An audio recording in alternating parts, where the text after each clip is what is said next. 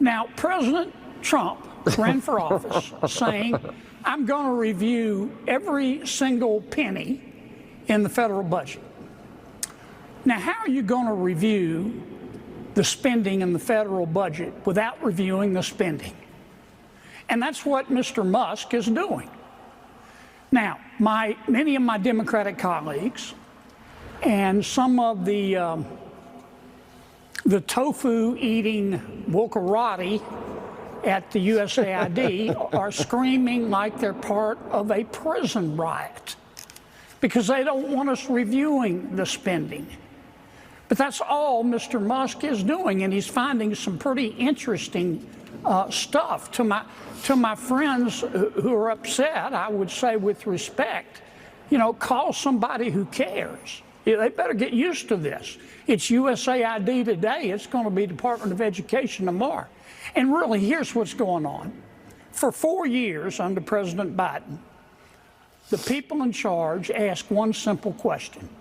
Who needs to pay more in taxes? Who needs to pay more in taxes?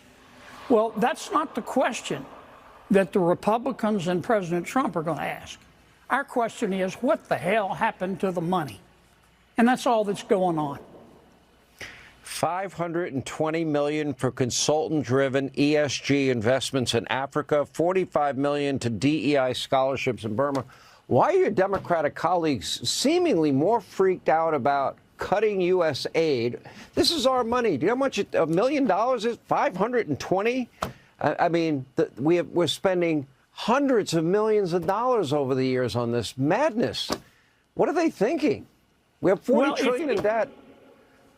If you notice, my Democratic colleagues and the USAID officials, they're not defending the spending.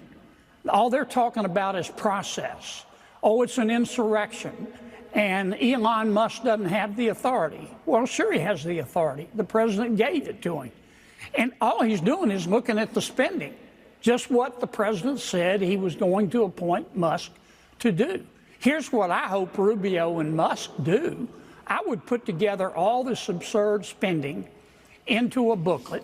I'd call a press conference, and in front of God and country and the corporate media and the USAID folks and my Democratic colleagues, I'd go over it, item by item by item, every bit of it.